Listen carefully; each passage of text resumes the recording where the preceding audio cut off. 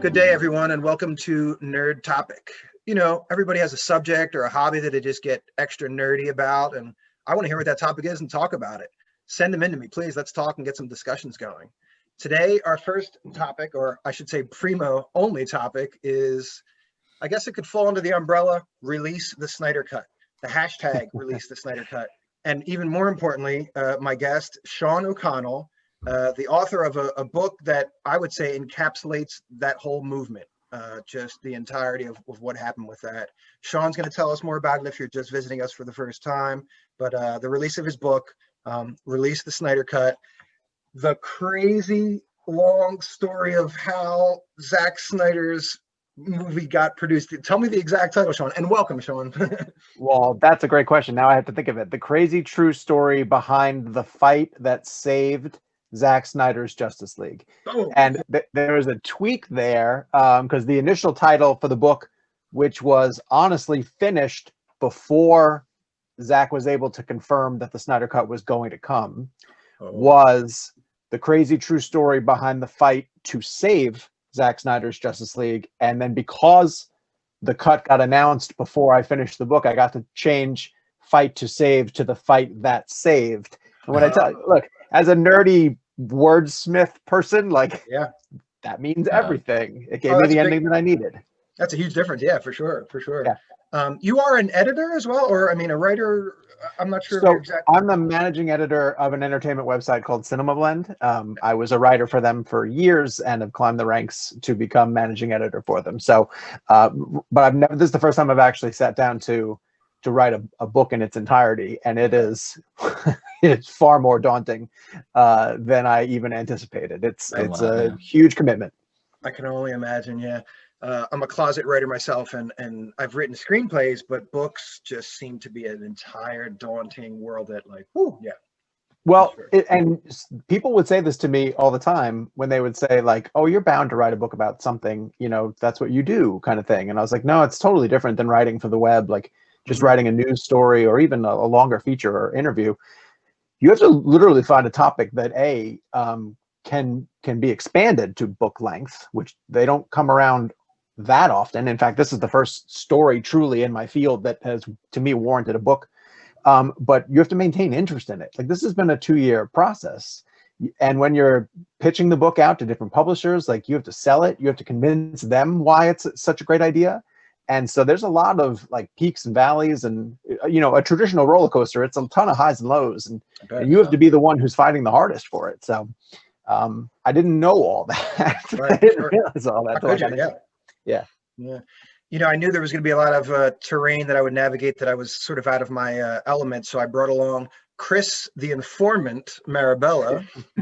How's it going, everyone? What's up, Chris? Glad to be back on the channel. Nice. Chris is my guy. Oh, I'm sorry, Chris, I cut you off. No, I was just saying, talking all things DC. So absolutely, yeah. Chris is my guy. He's my pipeline into, like, so much stuff because he keeps everything, like, positive. It's all, like, because he's genuinely, like, a film buff. And he wants to know the knowledge, like, from the angle of just, like, give me it because I'm enthused about it. There's no gossipy angle. So I love that, Chris, about you, man. You're just like, give me the details and let's talk about, like, the nuance. So I appreciate that. Thank you. Yeah, for sure. Sean, so the first time I saw hashtag the Snyder Cut or release the Snyder Cut, you would know better than me. Could I say 3 years ago? I mean, is that? So it started right after the theatrical cut dropped in 2017. So roughly that. Yes, November 2017 is when people started to ask, like, what happened to Zack Snyder's version of this movie? And this one guy, Sean Mayer, who lives overseas, was the first one. He's credited as the first one to use the actual hashtag release the Snyder Cut. Guys, wow. 4 words that I never once in my life dreamed that I would say as many times as I have out loud in a statement. Yeah. Yeah, the first time I saw it, I mistakenly, or just, you know, because sometimes there's so many hashtags, especially in Twitter land, like, people are really go for stuff, but some are very short-lived. Some have some lasting power. The first time I've actually thought it was the fans trying to raise money to get the production done. And I was like, this is a bold attempt, man. I mean, that is like a hundreds of $1 millions to make a movie. So I was completely wrong. Is there actually a fundraiser involved with it as well? Oh, yeah, significant component of the movement is their fundraising capabilities. And what happened was back in 2017, early 2017, when Zach was working on the film, he'd already completed most of his initial photography, was in post-production. Obviously, a superhero film like this takes a ton of post-production work. His daughter, Autumn, died by suicide. And he wasn't planning on making that known to people. He thought he could go back into the work of Justice League to distract himself from it, but it turned out it just got to be too much. So that was the reason that was given in May of 2017 of why he was stepping away and why this other filmmaker, Joss Whedon, was going to come on board and finish it. So as the fan base rallied around the idea of fighting to restore Zach's vision, one of the ideas that they came up with was to, at the same time, every time that they had a campaign to raise awareness, and they had so many creative ways of doing it, they paired it with an opportunity to raise money for the American Foundation for Suicide Prevention. And they would often try to find ways to, like, if we have to pay for a marketing billboard, or if we're going to do a t-shirt fundraiser, we're going to try to match what we raise for the marketing campaign to also make a donation at the exact same time in Autumn's name. And so since 2017, when that practice started, the group has raised $500,000 for suicide prevention. Yeah. And Zach has said to me specifically, and in other interviews, like, you can't not point at that movement and say that the work that they have done, not just on a movie, like, it saved lives. It's put, therapists in positions to work with people who need help. It's put people on the telephone lines for response lines for people who call AFSP looking for a hand. And it's true, you can't argue that fact that, yes, they've done a ton to raise awareness for a superhero movie, but they've also made significant strides to raise funds and awareness for AFSP. Yeah. That's beautiful. I wish it could that could just be hyper injected into anybody's mind who sees, like, oh, these fans, to just know that that is just this, like, deep, profound, very meaningful, very helpful, as you're saying. What a cause. Okay. Thanks for clarifying that for me, because I knew there was some element to that I was missing, and knew some of Zack Snyder's struggles. So yeah. Well, and that's something that I was only casually aware of, and it was only when I started to take the time to actually talk to people in the movement that they opened up to me about. For some of them, most of them are diehard Snyder fans, and several of them are diehard DC fans who really connected with the way that Snyder was interpreting their heroes.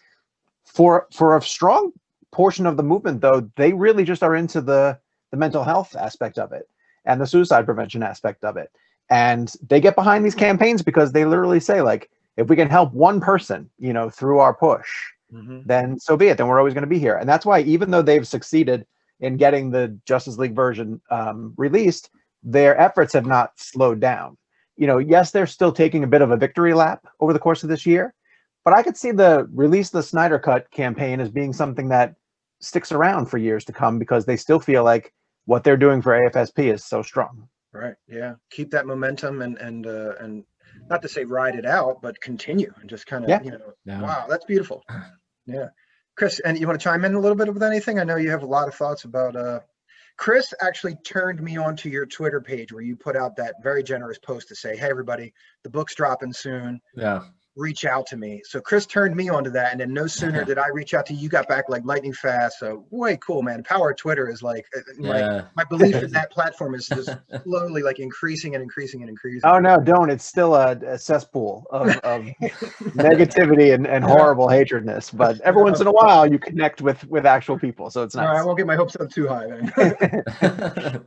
I did have a question. So you were talking about how the title of the book changed a little bit when it actually was confirmed to release. How much of the book itself actually changed? Because you were in one mindset, whereas you're writing it as like a, this could kind of like the Superman Lives documentary, as it might not ever happen, and you're writing it that way. But then when it actually was announced, or when you heard it was going to be announced, how did the book change? Yeah, that's a great question. It changed drastically, and yet not that drastically at all, in a weird kind of way, because at one point over the course of time, I had to make a decision about, like, how am I going to end this if we don't know when it's coming? So I always kind of had an open-ended ending to it of just like, hey, because one of the blueprints for it was Richard Donner's Superman 2, Right. which got his Donner cut, but it took over 20 years to finally happen before the fans, raised enough awareness, and Warner Brothers said, yeah, I think we have that footage in the archives. Let's restore it and put it back together. Mm-hmm. So in my mind, I thought the Snyder cut might be 20 years from now. So I wrote it in a way that was kind of like, if this were to eventually happen, these are the people who probably made it happen, kind of thing. And this is what was happening in this moment. And I had an idea that I was still really, really proud of, that said, I turned this around, and this is the power of Twitter again. I said, guys, this book really doesn't exist without the fans. The fans are the ones who really made not just the movement happen, but have made this book happen. So if you had an opportunity to talk to Zach, and send him a message, let's assume one day he's going to pick this book up, and is going to flip through it. Send me a message, and I'm going to include it in the book. And I ended up getting 167 messages from fans all around the globe. That's who awesome. Just gave me, guys, the most empowering and inspiring and eye-opening messages to a filmmaker who they love. And honestly, it proved to me how global his fan base is, and how passionate his fan base is. And so that became the final chapter. Like, the book was kind of like, hey, well, I don't know where the story's going to go, but here are the people who, just to give you an insight as to why this movie is so important to these people. Here are their messages. Mm-hmm. Then this was May of 2020. No, I had to have the book due in by June of 2020. Right. And then it was going to go through a series of editing. And in May, Zach confirms that it's coming. So I literally reached out to my publisher, and I was like, what do we do? And they were like, okay, we can give you another month. Can you fix what you have to fix? And it didn't change a ton throughout the story, because the steps of how they got there was still the steps, right? Like, it was still all that they had accomplished. It was still everything that happened on Justice League and Man of Steel and BVS and everything before that. But I was able to change the tense to be more victorious. I was able to speak to a lot of people who were pivotal to the movement and get their celebratory victory lap. And then the main difference was getting Zach. Like, I was able to get Zach to finally weigh in, because everything prior to that, working with his publicists, they were like, he can't talk. And I kind of assumed that he was maybe negotiating with people behind the scenes to pull this off, and didn't want to say anything in a book that might jeopardize it. But once it got announced, to their infinite credit, they literally reached out to me like 2 days after the fact, and they were like, okay, now he can talk. And I was like, oh God, thank you so much. Because getting him was everything in my mind. And so I'm thrilled that I have like official quotes from him about significant portions of the story throughout it, and was able to get his impact. So I can't wait to read that and hear so much about that. I wish I read some excerpts. I read a few of the reviews or the previews through Amazon and such, and I was like, oh man, this is going to be good. And you can ask Chris, if you watch any of my other videos, I always want to be a fly on the wall, as I'm sure we all do as mega fans or just regular fans or whatever level of fan. I just want to see what's going on, why the decisions happen. So this to me is like that insight. So I'm really eager to read the book and just learn on both ends, because the rift between what I think of as the fan base and the studios is massive to me. So just to think that that's closing a little bit, as fans can start to say, like, we want this, or we like more of this, and you're seeing it a lot. You're seeing it a lot more. I still stand by the fact that this is a really unique case, in that the fandom stayed unified for 3 years, and a fandom doesn't necessarily always do that. B, there was actually something legitimately for them to fight for. Like, sometimes people will come out of a movie that they don't like, and they'll be like, where's the real version? But the real version doesn't exist. In this instance, there was a real version. And then the biggest key difference, and I write about this in the book, and I've said this on a couple of interviews, is that Zach had the ability at any given point to shut this whole thing down, to say, guys, I love what you're doing, and thank you for your support, but there's no cut, like, it's time for all of us to move on. And he would do the exact opposite. He would sort of, egg them on at any given time and be like, keep fighting, maybe there's a chance that we'll get to release it. He would share images that made it very clear that he had alternate footage, and You know, so all of that stuff fascinated me as somebody who covers the film industry on a daily basis. Sure, sure. When did you know you had to write the book? Like, what was there one epiphany moment, or was it a slow build? You know? Yeah, this is a fun story if you guys don't mind hearing it. No. I became really swept up in the idea of these guys fighting for this movie. I knew that there was really interesting components to the behind the scenes element of it that I wanted to cover. I was explaining the behind the scenes element of Justice League and Warner Brothers and Zack stepping away and getting replaced by Joss to my wife, who is a very casual film fan and puts up with my nonsense, just, you know, on a regular basis. And when I was saying to her, she was the first person I floated the idea of, I might want to write a book because I just knew how much time it was going to take. And I was explaining the concept to her, and she said, I get why you think that's interesting, but like, to me, I want to know who are these people who are fighting for it on a daily basis? Like, who are the people in the online trenches who are waging this battle, and why are they doing it? And when she asked me that, I thought, like, I don't know. You know, I don't know who they are, and I should probably find out who they are. So I started to ask around, and I started to get some really interesting stories back from people, and I started to shape it together, and I started to think like, oh, maybe this is a book, right? So I kid you not, this is a true story, and this is the opening chapter of my book, which is like the author's note kind of thing. I started sending out I talked to a friend who had written a book. He gave me his version of an outline. I reworked his outline to match my book, and I started to ship it out to some publishers, you know, just to see if I could get some interest. And somebody told me they were interested in it. This is the epiphany moment. And I said, oh, they said, can you send over 3 chapters? And I said, yeah, of course. I had nothing written at this point. Nothing. So I took vacation days from Cinema Blend, and I was going to sit down and bang out 3 chapters, right? Like, how hard can this be?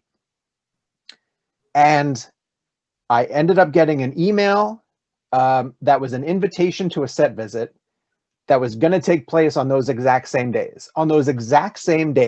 Right? And the set visit was to go to Zack Snyder's Army of the Dead in Atlantic City. And I thought, I'm going to sit down and write a book about Zack Snyder's Justice League on these days, and I get an invitation to instead go to Zack Snyder's Army of the Dead set visit. Like, that's the universe, you know, tapping you on the shoulder saying, hey, stupid, wake up. you know, this is important. Listen. And when I went to that set visit, and we talked to Zack, and it's the first movie that he's worked on since Justice League, like, naturally conversation went around to the Snyder Cut. He started to express his interest to still get it released at this point, how he thought it was so important for the movement to still keep fighting, how he was always going to back them up, because to not back them up would sort of discourage all the enthusiasm and passion that they'd put into it up to this point. Right. And hearing him talk about it that way, in that moment, I was like, oh yeah, I guess I'm doing this. Like, this is it. So. So I tried to funnel all of that passion into the book, and I hope the book captures it. You know, I just tried to be the mouthpiece. I'm sure it does. Yeah, if there's going to be a universal neon sign with an arrow pointing, like, do this, like, I think that's about as clear as it can get. You know? You guys have no idea, man. And I mean, to go even just one step further, like, to get into the nitty gritty of it, like, that movie is a Netflix movie, and Netflix has never done a set visit before and has not done a set visit since. That's the only Netflix movie that I've ever been invited to one of their sets for. And Cinema Blend gets invited to sets on the regular. Now, obviously not during pandemic and COVID, that shut all of that down. But we were constantly getting invited to sets and being able to go visit different places and cover different people. And Netflix just never did it. They don't have to, this streaming service. They just drop their movies when they drop. Right. So the one film that they have invited us to so far is Snyder's one, and on those days when I was going to write those chapters. Yeah, you're tapped in, man. To there's a funnel or a trench, and you're in it, and that's great to see. The pieces line up, and also the motivation, because, you know, anybody else, from what little I know about you already, but I can tell, anybody else could have faltered. You know, it's the same as the fan base could have lost some of that momentum. Sure. You know, I'm sure you could have lost momentum. Writing a book is no small task. Following through with all this stuff, as well as all the responsibilities you have, like, that's enormous. I mean, let's step back even one step further and talk about the fact that the cut gets announced a month before I'm due to turn the book in, right? Yeah. if the cut had got announced a month after I'd turned the book in, the book is dead in the water. Right. It's useless, right? Yeah. So the timing of that is great. Then I turned this book in July of 2020, and I had no clue. I'm used to web publishing. You know, I'm used to writing a story and it goes live instantly. Sure. Print publications and books are on a totally different schedule. You know, they're a year out, essentially. And we are trying to figure out when this book is going to get released. And they finally say February 15th, but now it's been moved to March 1st. Okay. And when is Zack's Justice League going to hit HBO Max? March. Like, Yep. the idea that the book is now going to drop a few weeks before, you talking about being in this trench, Mm-hmm. you talk about That's- things lining up, you know, the way that the universe wants them to. Mhm. I mean, I can only say that it's so out of my hands now at this Yeah, point. right. Yeah. And something else is guiding this. And so Mhm. I'm just along for the ride. I'm honestly along for the ride.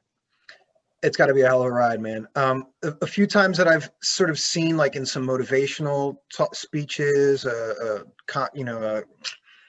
conventions and such, a lot of people who have had a successful either moment or that push into the next tier of their success in their profession have said that it kind of hinted at exactly what you said, where you sort of start to become you're integrated into the cogs and you're moving with it, and then the momentum of all this other stuff feeds you. Does it feel like that? Like you're like you just sort of just said that, like, you know, of course this is your baby, but yet at the same time now there's this momentum that's keep helping you a little bit, keeping you going. Oh, 100%. 100%. That's a great way to put it. And I never thought of it that way, the cogs of a wheel, but that's exactly what it does feel like. Because very much what I expressed to you guys up front, like I didn't realize how much enthusiasm you have to maintain for this over the course of it, and how much you are the cheerleader for it. Right. But I do feel like a lot of the heavy lifting has been done on the behalf of the movement, you know. Right. I also talk about the fact that if I were trying to get the interviews with the people who are integral to the movement during a time when they didn't have to fight anymore, like if they knew that it was coming and it was over, Mhm. then the stuff that we talked about and the stuff that they told me wouldn't be as compelling, you know? Sure. Yeah. I literally conducted all of the most important interviews while they were in the heat of the battle. And in a way, it felt a little bit like you were writing a breaking news story that just took 9 months to break, because something major was always happening. And so that fed the momentum too. And Right. so it was constantly like trying to write and shape the narrative as it all came together. And it was super exciting. And the hardest part has been like waiting to get it in front of people, because I just hope people like it. So Mhm. Yeah. There's a term in like spirituality which is called the dark night of the soul. I'm sure you've heard of stuff like that. I haven't, no. Okay. I think, you know, I don't know if it's a Catholic thing or just in general, it just tends to be that moment where you feel separated from whatever that source of inspiration or divinity or whatever it may be. As an artist, it could be your muse, you know. Sure. Did you have a moment where those peaks and valleys that you mentioned earlier, where you hit a dark night of the soul, where it was just like, oh man, like I might not be able to finish this, or this is beyond me? Or was there ever a moment where it was just like, can I really do this? Never with this book. I'm on to the next one, and the next one is a lot more daunting than this okay. one was. Oh wow. The next one is a bigger picture history of Spider-Man in Hollywood kind of thing. Okay. Nice. And it's a much broader scope and history. Yeah. So I'm trying to find my way through that by speaking to a lot of the people who are integral to Spidey's journey. Okay. From, you know, the Nicholas Hammond TV show Yeah. all the way up through. To me, 2019 is like the biggest year in Spider-Man's history, with Endgame and Far From Home and him winning the Oscar, you know, for Into the Spider-Verse, and like everything that's happening with that character. So I'm trying to whittle it down. The Snyder Cut one really felt like it was a runaway freight train, and all I was doing was trying to hold on as it went. So I never felt any real doubt. And also just like, I guess I had some sort of bizarre arrogance of just like, I'm a writer, I can hit deadlines. This is easy, you know, let's do this. And the book has a way of really turning around and kicking you in the ass to make you realize. But and again, as somebody who went into the project thinking that I would never write a book, as soon as it was over, I needed to be working on another one, because the minute that I got that downtime, I was like, okay, cool. What else can I be scratching on? What I need to be doing something. And so I knew I had that, but I didn't know I had it to this degree. Yeah. Do you think you'll sleep for like 3 weeks straight just after this, not knowing like I need one break to myself, pass out for 2 weeks straight? No, I You're good can't. to go. I can't do that. Yeah, Yeah. I can't. I wish I could. Honestly, I Yeah. wish I could. I've Yeah. got 2 teenage boys, and Okay. they're constantly. We're always running. So Sure. Right. No, that's they're a good to great hear. distraction from this. Yeah. It allows me to turn my brain off. Mhm. And this is a funny story. Like to them, the Justice League and the Snyder Cut and all this stuff. That's just Dad's thing. Like they're not interested in comics or films or anything like that.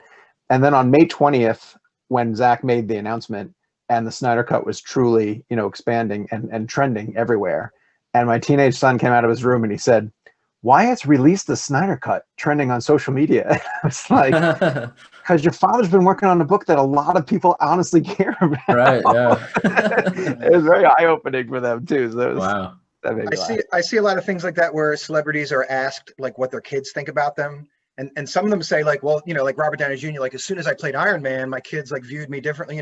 This is Yeah. Is this similar to that? You think in a way like where they're like, oh, A little bit. Now Yeah. they just want to know, like, who am I going to get to talk to, kind of Right, thing. right. Like Right. they are curious about who I get to speak to. So That's very cool. Very cool. Yeah. We are getting close to the amount of time. I want to keep you longer than we have to, but one last question. Give us just a little synopsis of anybody that you think people would want to know, like included within the movement, any of the big names, any of the websites they can go to, as well as your book, because I want people to just find out all this stuff. I want them to just know everything about it.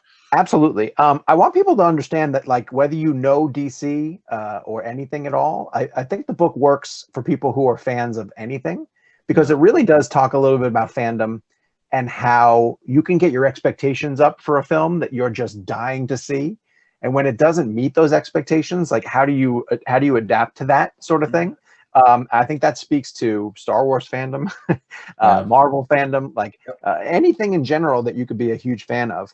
Also, I mean, the book is obviously going to appeal to people who are into pop culture and movie history, immediate movie history. I think we're living in the golden age of comic book movies right now. Yeah, we really are. And it's been going strong for 20 years, and I don't see it slowing down anytime soon. Like all of these genres have their time in the sun, the Westerns and the crime thrillers and things like that, buddy cop films and stuff like that. But it feels like superhero movies are here to stay for a while. And this to me is one of the most fascinating aspects or stories that I've seen play out in this amount of time. People can go to, so there's a Twitter account called RT Snyder Cut, and they've created a website. Some of the admins behind that Twitter account, RT Snyder Cut, created a website called RT Snyder Cut as well too, that has a timeline of the events if people are interested in it. Go to AFSP if you're interested at all in the work that they do for suicide prevention, and you can contribute anything. Follow some of the people who use the hashtag Release the Snyder Cut on social media as well, because they're still behind a lot of these campaigns to raise awareness, especially as we get closer to the HBO Max release. They're doing a lot of stuff. And as for the book, I have a Twitter account for the book. It's RTSC Book, Release the Snyder Cut book. You can search for my name as well too. It's Sean_O'Connell. The book is available almost anywhere that you can buy a book right now. You can pre-order it, and it drops on March 1st. I send people to Amazon, but I know a lot of people sometimes don't like using Amazon. They want to go more the independent route. That's totally fine too. It's available through most of the websites where you can get independent books sold, and it's coming. It's coming sooner, when less than 2 months, less than 8 weeks. So I couldn't be more happy. Yeah. That's funny that you did that, man. We do a jazz hands thing here on this show, so let's all do some jazz hands for the Snyder Cut and Sean O'Connell. Release the Snyder Cut. Chris, release the Snyder Cut. Spirit fingers. That's right. There we go. Sean, thank you so much for being here to make time for a humble YouTube channel like myself. I really appreciate it. I love talking to you guys. This was a lot of fun. Maybe in a few months after the explosion of this release, we'll try to have you back if you have any time. Will you be touring with this or anything? Like if COVID eases up, is there going to be any ultimately, I would love to go everywhere. Prior to COVID and the pandemic, I was touring constantly with the press junket circuit and going around everywhere to do interviews. I would love to dial into a system where we were hitting a lot of the comic book conventions, San Diego, New York, a lot of the more regional ones too. The one thing I get asked by more people than ever is like, can I get an autographed copy of the book? I don't know necessarily how to do that, but I would rather just go and meet people in person Yeah, and right. sign something for them. So I'm working on all of that, and as long as the world gets back to some form of normalcy, that would be my hope for 2021 and beyond. I would love to be in a place where I can host a screening, like a theatrical screening of Zach's Justice League, so we can watch it as a fan base, because I'm That'd such be a believer in the theatrical component, of watching movies. And Yeah. I know that even if the fan base watches that 4-hour cut or the 4 1-hour episodes on HBO Max, they would still turn around and go see it in IMAX and want to experience it with their fans too. So, I mean, I'd love to be part of something like that, but we'll see how it all plays out. Yeah. Well, we're all going to look for you. We're all on your side of the court, even though in my mind, this is already a complete success. Congratulations. Thank you, guys. Fantastic. I really appreciate that. Absolutely. Chris, the Informant, Marabella, Pete Gaudioso on Nerd Topic. Sean O'Connell has been with us this evening, and it's been a treat to talk to you. Thanks for making time once again. Ladies and gentlemen, really, if you could help me out with a subscription, I just want to grow my expanse and talk to as many people as I can. If you want to be a guest on the show, leave a comment below. If you have anything else you want us to talk about for a nerd topic, also leave that below. You can find me on Twitter at Gaudioso Peter, Nerd Topic as well. Man in a Bubble on YouTube. Thank you. Sean, thank you. Chris, signing out. Absolutely. Cheers, boys. Pleasure, guys. Thanks. Thank you.